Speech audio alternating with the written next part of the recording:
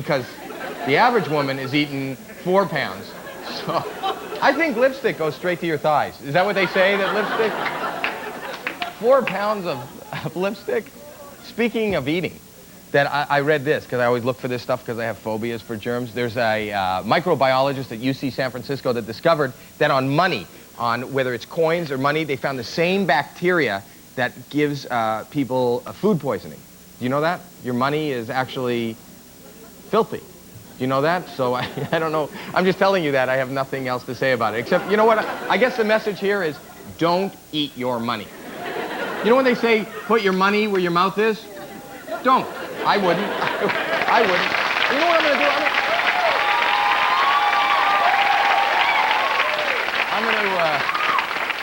I'm going to take that one step further. You know what I'm going to do, because it's dirty, and I love you as an audience, and I care about you. Money is filthy. You can get sick with it. You know what? During the commercial break, if you want to take all your money out of your pockets and put it under your seat, we'll collect it later. We'll take it away from you, because I don't want anybody to get sick. So I'm happy to take your money. I'm in a little bit of a quandary now as a parent. You know, the other night we were watching TV, and we were watching Clinton with his apology.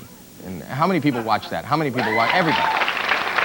So everybody watched it. I have three children at home, you know, and we just stopped everything, and my wife and I sat down and we're watching this, and then the little one, I didn't think about this, and now this is what, the little one came to me and said, what did he do?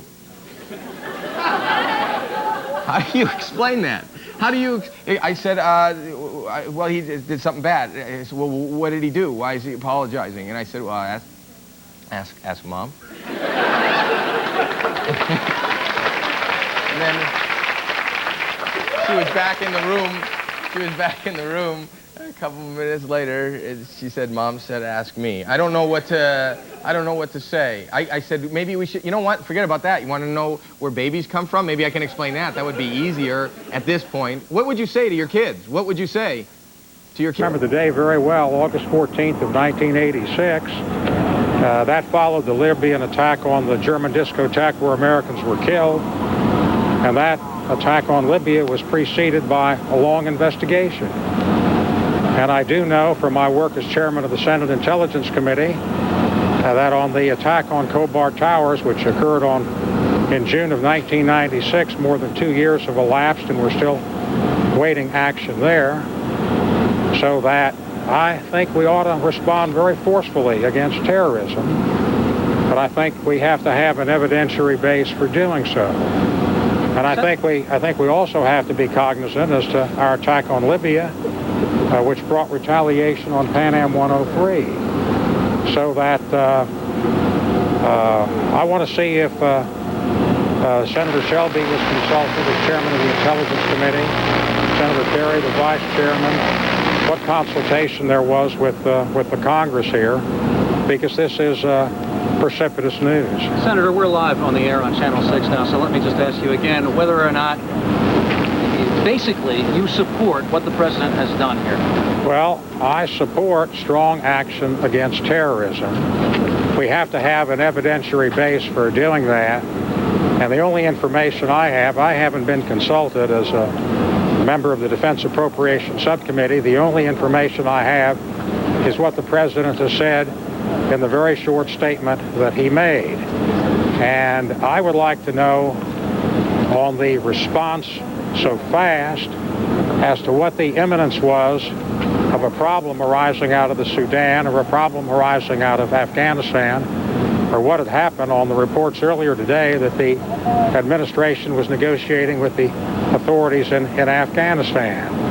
I support strong action against terrorism, but there has to be an adequate evidentiary base for it to handle the scrutiny which this is going to come under in a lot of quarters, especially international quarters. Have you considered at all a possible link, or whether or not the Monica Lewinsky situation has at all been in the president's mind during the decision-making process? Well, I have deliberated consciously any references to Ms. Monica Lewinsky, but when you ask the question in very blunt terms,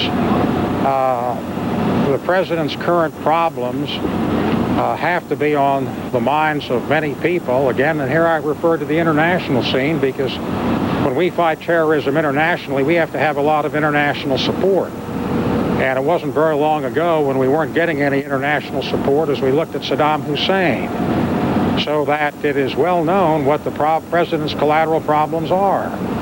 And it's on the front page of the New York Times today that the president was considering doing something presidential to try to focus attention away from his own personal problems. And when you have a short statement and you have a trip to Washington when obviously the chairman of the Joint Chiefs of Staff and the Secretary of Defense can travel to the president, you have to look for the evidence as to why we have done what we have done. Do you see ulterior motives in this, perhaps? Well, I'm not going to suggest ulterior motives.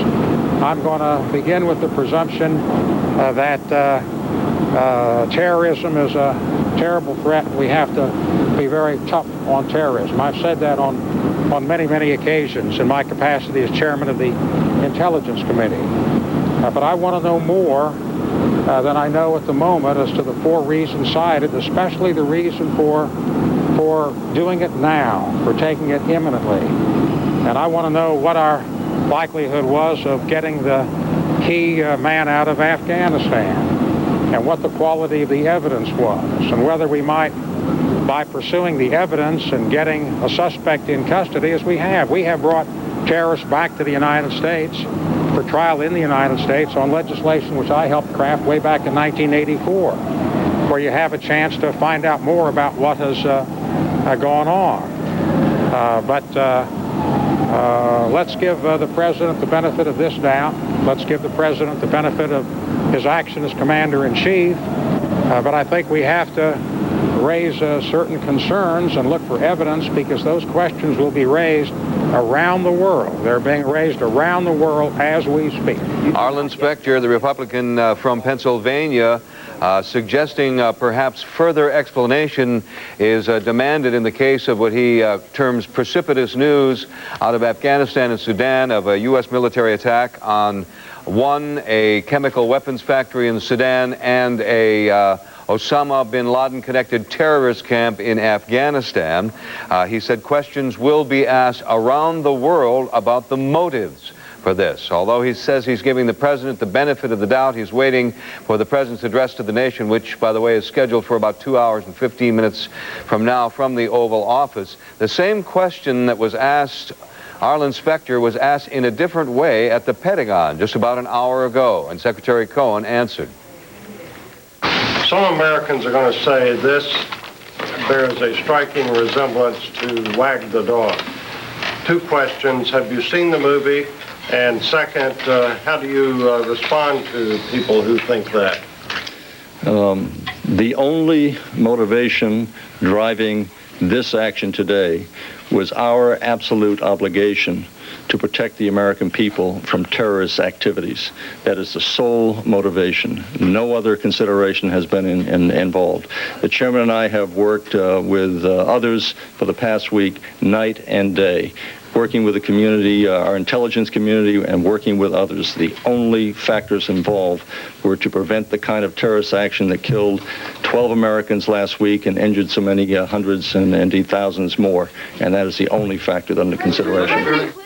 And so the president's current problems with Monica Lewinsky enter early on in the debate over what happened in Afghanistan and Sudan this afternoon about 1:30 Eastern Daylight Time.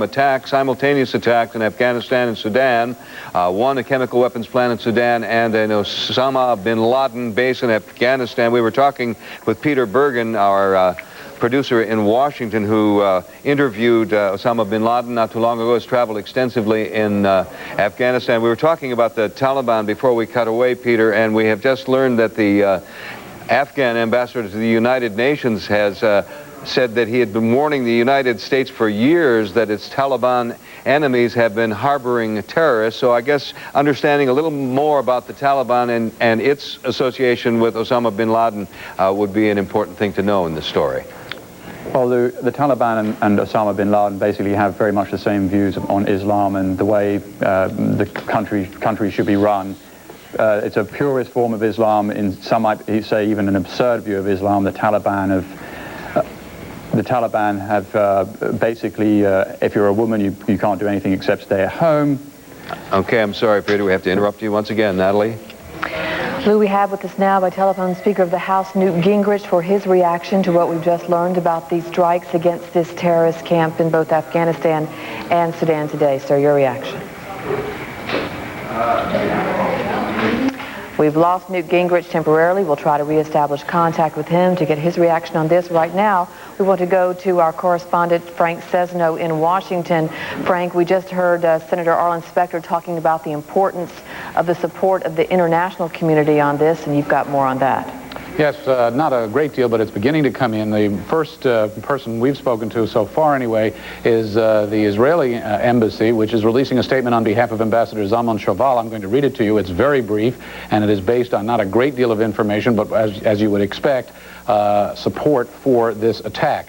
The ambassador says, and I'm quoting, "I don't, of course, know the full details of America's action at this moment, but Israel salutes the United States, which has proven once again that it will fight the scourge of terrorism, which, as last week's bombings in East Africa have shown, endanger the entire free world." Now, of course, as you know, this is a neck of the woods that Israel is very well familiar with, has been watching very closely itself, has expressed a great deal of concern about, and so this early expression of support from the Israelis. I do want to point out, if I may, Natalie, very briefly, that the issues raised by Senator Arlen Specter earlier about the entire world watching the political condition, domestic political condition of the President of the United States may or may not be premature, but I can tell you, based on conversations that I have had with a number of diplomats here in Washington over the last couple of weeks, that there has been a great deal of concern about the ability of the American president, wounded politically, to act decisively, to lead a coalition both domestically and internationally. So the response to this as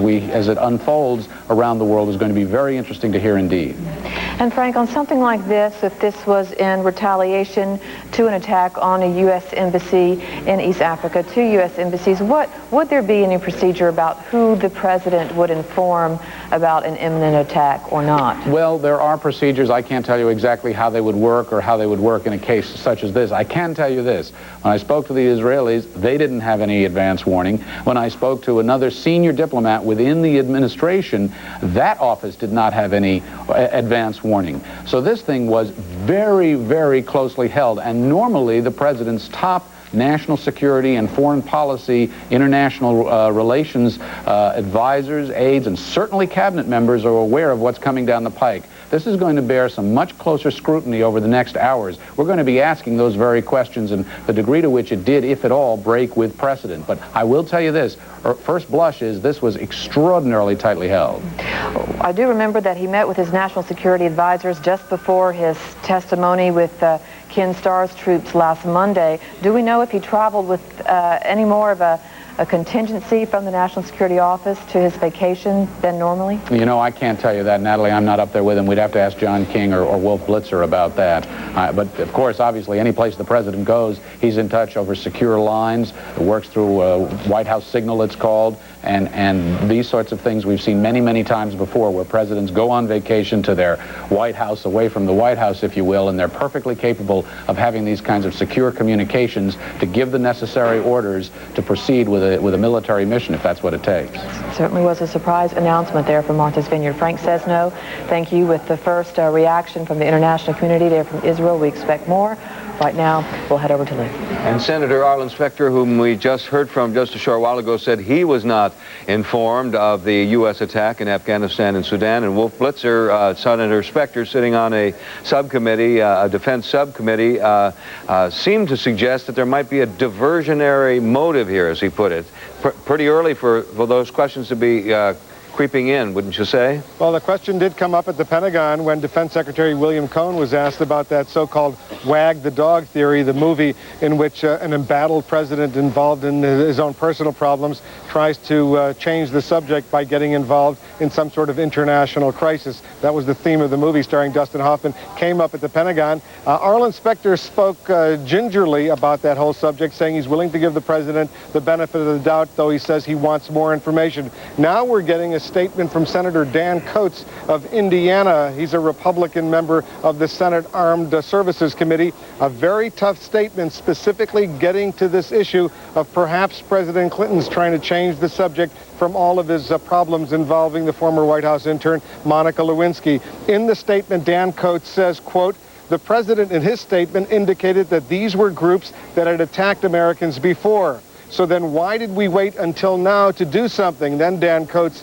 goes on to say, quote, "Once the president has broken the bond of trust with the American people, as he has done with his repeated lies, it raises questions about everything he does or does not do." And Coates adds, "This is why going forward with his damaged presidency is difficult, if not dangerous, to the American people." So the initial response, at least from this one Republican senator, is one of doubt, one of skepticism, why President Clinton has given this order, though as we heard from Defense Secretary William Cohn and General Hugh Shelton, the chairman of the Joint Chiefs of Staff, the sole motivation, the sole reason for this strike against Osama bin Laden's operations in Afghanistan as well as in the Sudan, the sole reason was in response for the attacks against the U.S. embassies in Kenya and Tanzania. So once again, there will be some political controversy as a result of all of this. One final point, if I could just add, Lou, a senior administration official tells CNN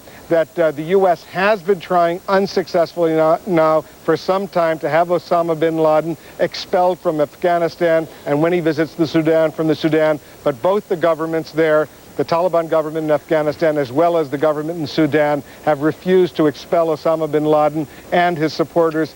Another reason this senior administration official says why the U.S. decided to strike today. As you point out, Wolf, our inspector did walk gingerly around the subject, but he did point out that there was legislation in place, which he said he helped draft, which would allow the United States to capture terrorist suspects and have them returned to this country and tried. Can you tell us a little bit more about that? Well, there is this legislation. It's in fact the law of the land, and the U.S. has in fact over the years, over recent years, brought suspected terrorists back to the United States, almost always with full cooperation from various other countries, Pakistan in one specific case, which cooperated with the United States. But the U.S. under law right now does have the authority, under U.S. law, to go ahead and try to snatch or bring suspected terrorists if they were engaged in terrorist operations against U.S. interests or U.S. citizens. In this particular case, of course, the U.S. embassies in Dar es Salaam and in Nairobi were destroyed, and a lot of people were killed, which is the source of why the Clinton administration has now ordered these strikes this afternoon against Osama bin Laden's targets in Afghanistan as well as in Khartoum, the capital of the Sudan. All right, Wolf Blitzer, keeping watch at the White House. The president is on his way back to Washington. He left Martha's Vineyard after making the announcement about these airstrikes. When he arrives in Washington, he will head for the White House, meet with his national security advisors, and then address the nation. That address from the Oval Office is expected in about 2 hours. We'll keep you posted on that. Natalie? We're going to learn more now about the terrorist Osama bin Laden. CNN's Alan Dodds-Frank reports on the man, his mission, and his money. On Washington's list of suspects in the African embassy bombings, Osama bin Laden's name comes first.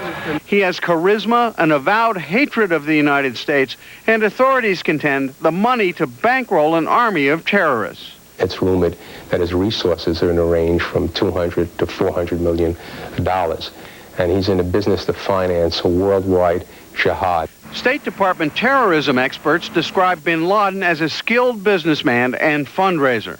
A 1996 report said his Sudanese empire included a $50 million... We're interrupting that story because we have now on the phone with us Speaker of the House, Newt Gingrich.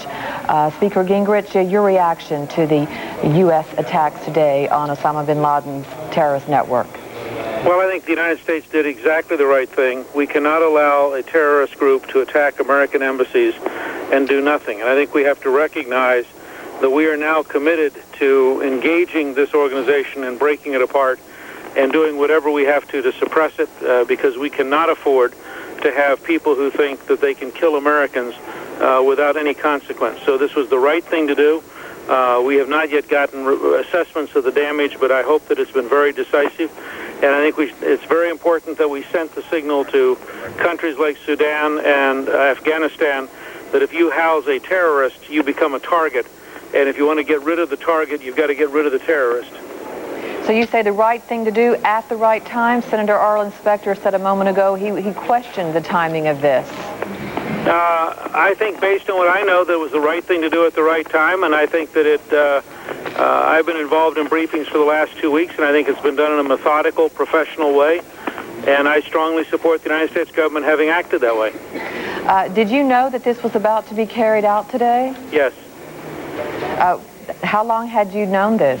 I know that we began working on something like this as soon as the bombings occurred, because we were not going to allow a terrorist organization to kill Americans and to kill Africans who were innocently there next to the American embassies and not have some substantial retaliation. And I think the more we have investigated, the more we've come to realize that this is an organization dedicated to killing Americans and that they're going to attack us again whatever we do, so we have an obligation to hit them and, if necessary, to keep hitting them until they lose all of their ability to hurt Americans. Do you have any information on whether we were able to achieve our goal today as far as closing? I have not seen any assessment yet. But I think it's important that we started in the right direction to do the right things. Newt Gingrich, we thank you for calling in. Mr. Gingrich indicating he believes the United States did the right thing today in attacking this terrorist organization, which the United States says was behind the embassy bombings in East Africa. Now back to Lou. And now to Phoenix, where Senator John McCain is speaking with reporters about the attack. Of course, can cause problems with the security of American citizens in Pakistan, and that's going to be a serious consideration. Is it your understanding that these all were aerial strikes, Senator? Yes. There wasn't no ground troop participation? My understanding, there was no ground operation, that these were aerial strikes. We will find out how effective these strikes were. I am reminded of back in the 80s after some American servicemen were killed in a bombing in Germany, that we took action against Libya, and the Libyans have been quieted ever since. I hope that that will have the same effect on this group of terrorists, although they are obviously very committed and very zealous. Do you think they will strike back? Terrorists think. And if they think that they just have to duck for one attack, I feel that they will retaliate with an even greater vengeance. So it's important that this not just be a one-time phenomenon. The president has to take on terrorism around the world, because let's face it, that terrorism is now coming to our country. And in that campaign, legitimate military targets must include command and control centers, which are essential elements of the terrorist infrastructure. When we get back to Washington, the Intelligence Committee, on which I'm a senior member, will carefully review our intelligence capability to discuss, analyze, penetrate, and disrupt terrorist operations. And I will be there to do everything in my power to back this president and anybody else who's willing to fight against terrorism in this world. I'm the author of the anti-terrorism bill, which has been protecting America, but even that bill can't do it if we don't take effective and strong action now. And so once again, I want to applaud and thank the president for being willing to take this action. I want to thank the Secretary of Defense. As you know, I served with Bill Cohen in Washington in the Senate for many years. He's been an effective and strong Secretary of Defense, and I'm sure that he's been a large part of making this decision. And I'm sure that he has advised the president well, and others, including the Joint Chiefs of Staff. And above all, I want to pay special tribute to our intelligence community and Louis Freeh, the director of the FBI. The FBI has jumped on this. They have captured some of these people and detained some of these people and obtained information that is absolutely critical to this decision today. Judge Freeh has really been a wonderful director of the FBI. The FBI has shown not only can it protect us domestically, but it's doing a terrific job internationally. And they deserve to be, the American people deserve to hear that, and they deserve to be complimented. So once again, thank you, Mr. President. Thanks for being willing to take this type of action. Don't make it the last time. Let's wage a war against terrorism in this world, and this is a good beginning. Thank you. If there's any questions, I'd be happy to try and take them. Utah Republican Senator Orrin Hatch, the chairman of the Senate Judiciary Committee, and as you heard him say, a senior member of the Intelligence Committee, showing the world that there is unity on this issue, on this crisis, on this matter of terrorism, speaking very pointedly, saying that terrorism is the #1 threat to Americans and American interests in the post-Cold War world. He said Osama bin Laden, the man the United States believed bankrolled the embassy bombings in East Africa, is, quote, a very dangerous man. And you heard him categorically applaud this Democratic president. He said when it comes to foreign policy differences, those differences stop at the water's edge. If you are just joining us, we are going to replay, when I return after a break, the president and the announcement he made to the world up at Martha's Vineyard. That and more coverage of this breaking story in a moment.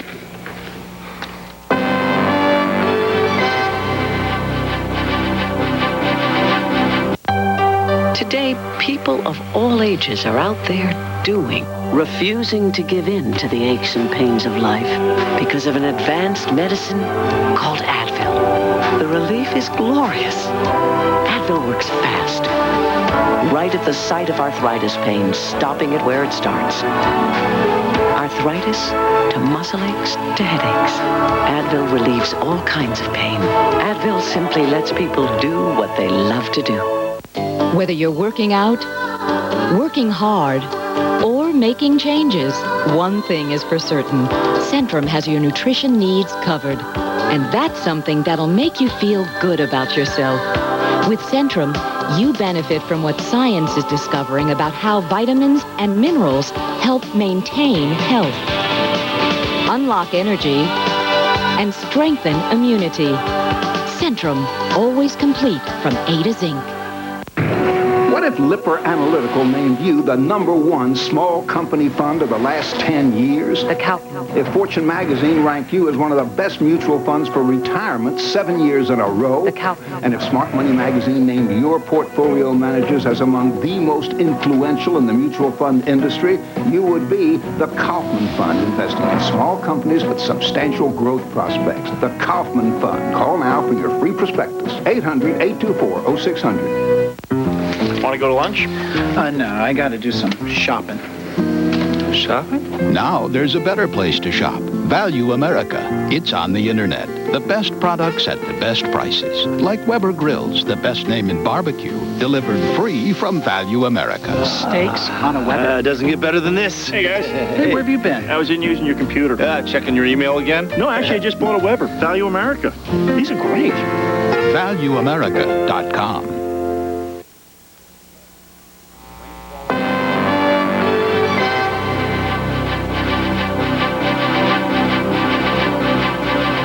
Bernard Shaw in Washington with our continuing coverage of the United States-led strikes today in Afghanistan and in the Sudan. Earlier, we had from state-owned and run Sudanese television first pictures of the damage there at the chemical factory, and we heard a very pointed anti-American commentary by both the interviewer, the interviewee, and some calls that were phoned in from viewers over in the Sudan. Now, in Afghanistan, in Kabul, Associated Press correspondent Sahindin Abdullah is on the line. Can you hear me? Yes, I can hear you. What is the situation right there? What time is it? And what do you see? And what do you hear? And what do you know? The time is here. It's about 20 past 1. It's in the morning in Kabul time.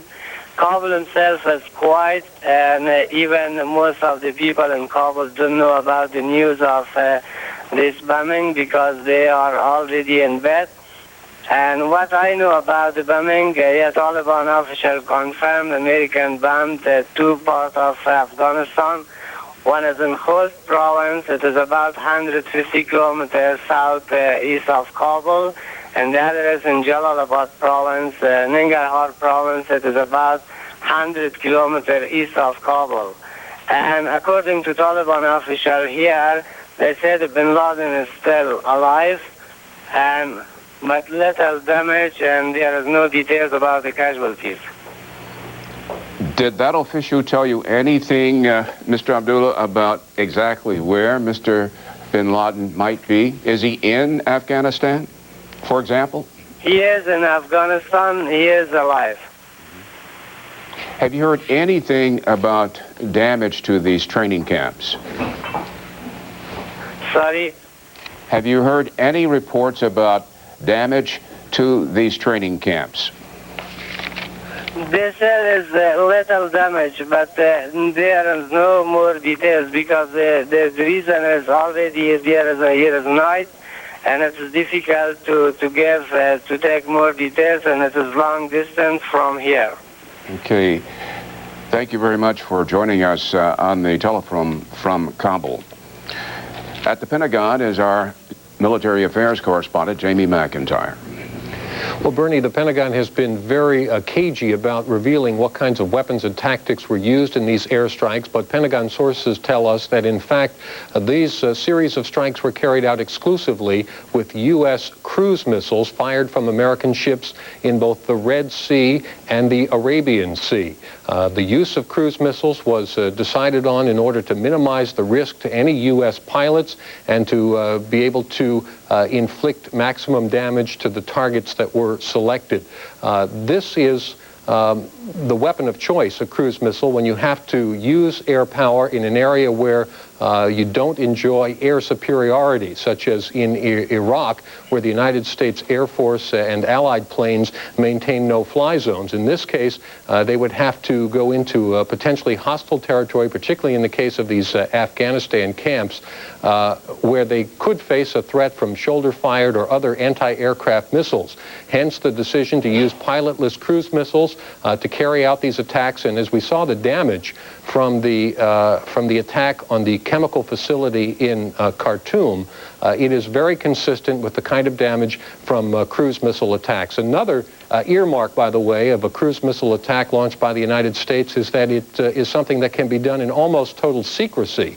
The Pentagon has a very hard time maintaining the secrecy on operations when it has to move forces around, put troops on alert. But in this case, all they have to do is transmit secret orders classified over secure lines to U.S. ships who can put the targeting information in those missiles and launch them with very little warning to anyone that this is going to happen. In fact, in the time that President Clinton has been president, there has been only one other operation that was carried off as a complete surprise, and that again was a cruise missile attack, that in 1993 against the Iraqi intelligence headquarters as retribution for reported plot to assassinate President George Bush. So again, Pentagon sources confirming that cruise missiles were used exclusively, fired from U.S. ships in both the Arabian Sea and the Red Sea. No number of ships was given. However, sources tell us that there are 7 U.S. ships equipped with to fire cruise missiles in that region. Bernie? Okay, Jamie McIntyre at the Pentagon. At Martha's Vineyard in Massachusetts, our man John King. Bernie, the president came to the filing center here and made the surprise announcement of this raid during a day that was supposed to be a vacation. He was supposed to be in seclusion with his family. It was during an informal briefing with reporters that the press secretary, Mike McCurry, told us the president was en route to the filing center to make an announcement, an important matter, he said, of national security. Sources quickly told us it was related to the bombing development. The president made the announcement of the U.S. strikes here, said he did so because the United States had compelling evidence that this camp tied to Osama bin Laden was responsible for the bombings in Kenya and Tanzania. Also said there was compelling evidence that this group was planning to carry out additional attacks, and that's why these operations were carried out today. The president then headed quickly back to Washington. He's meeting with his national security team. When he's done with those briefings, he will address the American people later today with more details of the operation. Bernie? Okay, John King up at Martha's Vineyard. Jeff Greenfield, our media analyst and our political analyst and critic, has been watching what's been going on. We were all struck by how quickly Sudanese television came on, not just with the picture, but very definite and pointed commentary. You sometimes forget how the world has changed, and then you realize that we here in the United States are watching Sudanese television, obviously not a free marketplace of ideas, in which the callers are reflecting precisely the kinds of comments about the president's domestic problem that some of the more skeptical senators and some of the more skeptical critics are going to be reflecting here. So that we were hearing on Sudanese television, we all know that the strongest power on earth is being led by a liar. Now, I'm hardly suggesting this is an independent viewpoint, but when you realize how quickly the mix of domestic political comments reflects on what is happening around the world, you understand how interconnected this all is. And there's no question that Sudanese television is putting those pictures on in part for the same reason that Iraqi television was putting some of those pictures on 7 years ago, to try to paint a picture of what happened. And you also realize that the question that was a hypothetical question 12 hours ago, how can a president of the United States whose credibility has come under attack by his own comments lead in the event of an international crisis, suddenly turns from an academic question, a kind of seminar question, to a very real critical issue in the days ahead. One more thing, if I may. I'm very curious to see whether the public blames those Republican senators who question the president's motives, or whether they blame the president for putting himself in this position more. Jeff Greenfield. We're going to pause now. Jeff will stay where he is, and Judy Woodruff will pull up a chair here as we continue our live coverage of this breaking story. The president is at the White House. He's meeting with his national security advisors and the members of the Joint Chiefs of Staff. He's going to address the American people. Obviously, when he does, you'll hear about it on CNN. We'll be right back. Tonight on CNN's Larry King Live, the latest on the American attack against terrorists in Afghanistan and Sudan. Tonight, 9 Eastern on CNN. Over 1 million have gotten tighter stomachs with 8-minute abs. And to celebrate our success, we created the 8-minute Gold Collection. I went from the flabby spare tire to a washboard stomach. Thanks, 8-minute abs. You'll get 8-minute abs, 8-minute buns, and 8-minute arms. All 3 videos for only $29.95. Flatten those abs, shape your buns, and tone your arms. Call now and we'll include 8-minute legs free. That's an $80 value for only $29.95. To order all 4 videos, call 1-800-257-5700 now. Everyone makes a big deal out of the SportsCenter catchphrases, but honestly, we make this stuff up right on the spot. Welcome aboard Flight 149 for right field. This is a non-chewing flight. It's never iffy if it's Griffey. That blows. It must be a homer, Simpson, because the pitcher just went dough. And because the catchphrases are so organic, keeps the show fresh. I am the most popular player in all of the land. Yahtzee!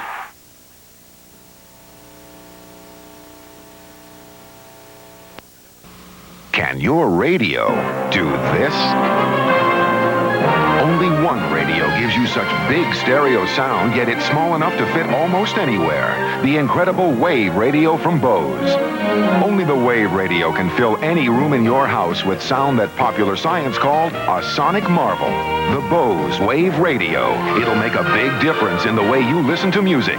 Call today to learn about our free shipping offer, 30-day in-home trial, and 6-month payment plan. This July and August, when you order 4 pay-per-view movies, you could get the pay-per-view summer soundtrack CD free. What am I supposed to do? That's what I want to know. Just send your name, address, and phone number with a copy of your cable bill indicating the purchase of 4 pay-per-view movies to this address. Think we understand each other? This CD is not available anywhere else and features music from pay-per-view's hot Hollywood hits. Incoming! Summer fun is coming home. Good times, friends, and noodle salad. Hot tunes, cool movies. Order pay-per-view tonight. Early Edition with Donna Kelly and Leon Harris, 7 Eastern weekdays on CNN. Today, I ordered our armed forces to strike at terrorist-related facilities in Afghanistan and Sudan. 13 days ago, terrorists planted bombs outside 2 American embassies. 257 people were killed. Thousands were wounded. Today, the response. Thank you for joining us. I'm Bernard Shaw. And I'm Judy Woodruff with CNN senior analyst Jeff Greenfield. We are now waiting for President Clinton to address the nation for the second time concerning the attacks in Sudan and Afghanistan. He spoke briefly a few hours ago. Right now, the president is meeting with his top national security advisors at the White House about those United States attacks just a few hours ago on suspected terrorist bases. U.S. Navy ships fired cruise missiles at a factory in the Sudanese capital of Khartoum.